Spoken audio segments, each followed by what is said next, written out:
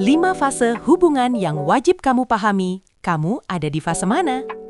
Halo semuanya, selamat datang kembali di channel kita. Hari ini kita akan membahas topik yang sangat penting dan sering diabaikan oleh banyak pasangan. Pernahkah kalian bertanya-tanya, kenapa hubungan kami berubah? Atau, kenapa sekarang rasanya berbeda dari dulu? Atau mungkin kalian pernah merasa bingung karena yang dulu terasa sangat romantis, sekarang terasa datar dan membosankan. Nah, sebelum kalian mulai panik dan berpikir ada yang salah dengan hubungan kalian, ada satu hal yang perlu kalian tahu. Setiap hubungan itu pasti melewati fase-fase tertentu. Dan ini adalah hal yang sangat normal. Justru kalau kalian paham fase mana yang sedang kalian lalui, kalian akan tahu cara menghadapinya dengan tepat. Kenapa memahami fase ini sangat penting?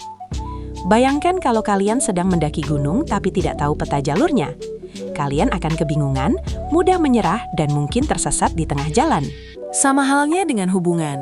Banyak pasangan yang putus di tengah jalan bukan karena tidak saling cinta, tapi karena mereka tidak paham bahwa apa yang mereka alami adalah fase normal yang harus dilewati bersama. Faktanya, penelitian menunjukkan bahwa pasangan yang memahami fase-fase hubungan ini memiliki kemungkinan 5 kali lebih besar untuk bertahan dalam jangka panjang dibanding mereka yang tidak paham. Kenapa? Karena mereka tidak panik saat menghadapi perubahan dan tahu strategi apa yang harus diterapkan di setiap fase. 5 fase hubungan yang harus kalian ketahui. Baiklah, sekarang mari kita bahas satu persatu kelima fase ini beserta karakteristik dan tantangannya.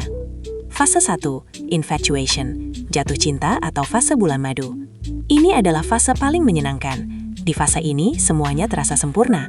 Kalian merasa pasangan kalian adalah orang yang paling luar biasa di dunia. Setiap pesan dari dia bikin jantung berdebar. Setiap kencan terasa spesial, dan kalian bisa menghabiskan berjam-jam untuk ngobrol tanpa merasa bosan. Di fase ini, otak kita dipenuhi dengan hormon dopamin dan oksitosin yang membuat kita merasa euforia dan sangat bahagia. Pasangan terlihat sempurna tanpa celah, dan kalian cenderung mengabaikan red flags atau kebiasaan buruknya. Fase ini biasanya berlangsung antara 6 bulan hingga 2 tahun. Tantangan di fase ini adalah jangan terlalu cepat membuat keputusan besar seperti menikah atau tinggal bersama hanya karena perasaan yang meluap-luap. Nikmati fase ini, tapi tetap realistis dan mulai komunikasi terbuka tentang nilai-nilai hidup, tujuan masa depan, dan ekspektasi masing-masing. Fase 2, discovery, fase penemuan. Nah, di fase ini, mulai deh topeng sempurna itu turun. Kalian mulai melihat sisi-sisi pasangan yang sebelumnya tidak terlihat. Mungkin dia ternyata sangat berantakan, atau suka menunda-nunda pekerjaan, atau punya kebiasaan yang agak mengganggu. Kalian juga mulai lebih nyaman dan tidak lagi berusaha untuk terlihat sempurna di depan satu sama lain. Fase discovery ini sebenarnya sangat penting karena disinilah kalian belajar mengenal pasangan secara lebih dalam dan autentik.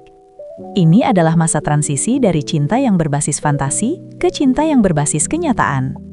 Tantangannya adalah jangan kecewa atau syok ketika menemukan kekurangan pasangan. Semua orang punya kekurangan dan ini adalah kesempatan untuk saling menerima apa adanya. Komunikasikan dengan baik hal-hal yang mengganggu kalian, tapi lakukan dengan cara yang penuh hormat dan konstruktif. Fase 3, komitmen, fase komitmen. Di fase ini, kalian sudah saling mengenal dengan baik kelebihan maupun kekurangannya. Dan setelah melihat semua itu, kalian memutuskan untuk tetap bersama. Ini adalah fase di mana kalian membuat keputusan sadar bahwa meskipun pasangan tidak sempurna, tapi dia adalah orang yang tepat untuk kalian. Fase komitmen ditandai dengan diskusi-diskusi serius tentang masa depan. Apakah akan menikah, punya anak, tinggal di mana, bagaimana mengelola keuangan bersama, dan sebagainya. Ini adalah fondasi untuk membangun kehidupan bersama yang lebih stabil. Tantangannya adalah, pastikan komitmen ini datang dari hati, bukan karena tekanan sosial, usia, atau takut sendirian. Bicarakan ekspektasi dengan jelas dan pastikan kalian berdua berada di halaman yang sama tentang visi masa depan. Fase 4, power struggle, fase konflik kekuasaan. Ini adalah fase paling berbahaya dan menjadi penyebab utama banyak hubungan berakhir. Di fase ini, mulai muncul konflik tentang siapa yang punya kendali, bagaimana keputusan dibuat, bagaimana waktu dan uang dihabiskan, dan perbedaan-perbedaan fundamental lainnya. Kalian mungkin mulai bertengkar lebih sering tentang hal-hal yang sepele. Ada perasaan ingin mengubah pasangan agar lebih sesuai dengan keinginan kalian. Ego mulai berperan besar, dan masing-masing ingin menang dalam setiap argumen. Fase ini bisa berlangsung cukup lama dan sangat melelahkan secara emosional. Tantangannya adalah jangan menyerah. Fase ini adalah ujian apakah kalian bisa bekerja sama sebagai tim atau tidak. Kuncinya adalah komunikasi yang matang, kemampuan berkompromi, dan menghargai perbedaan tanpa harus selalu menang. Kalian harus belajar bahwa dalam hubungan bukan tentang siapa yang benar, tapi tentang bagaimana kalian bisa menyelesaikan masalah bersama. Fase 5, mature love, fase cinta yang matang. Kalau kalian berhasil melewati fase power struggle, selamat. Kalian akan sampai di fase mature love, fase cinta yang paling stabil, dalam, dan memuaskan. Di fase ini, kalian sudah benar-benar saling menerima apa adanya. Tidak ada lagi keinginan untuk mengubah pasangan. Kalian bisa menjadi diri sendiri sepenuhnya tanpa takut dihakimi. Cinta di fase ini bukan lagi tentang perasaan yang bergejolak seperti di fase infatuation, tapi tentang ketenangan, kepercayaan yang mendalam, persahabatan yang solid, dan komitmen yang teguh.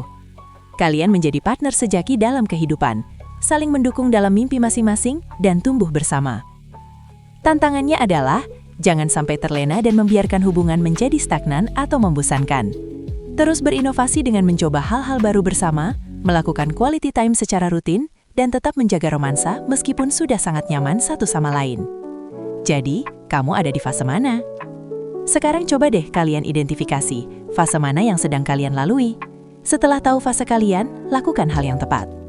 Jika masih di fase 1-2, nikmati momen kebersamaan, tapi mulai komunikasi terbuka tentang hal-hal penting, seperti nilai hidup, tujuan, dan ekspektasi. Jangan terburu-buru, tapi juga jangan mengabaikan tanda-tanda yang penting. Jika di fase 3-4, fokus pada komunikasi yang efektif, belajar berkompromi, dan menghargai perbedaan. Ingat bahwa konflik itu normal. Yang penting adalah bagaimana kalian menyelesaikannya dengan dewasa dan penuh hormat.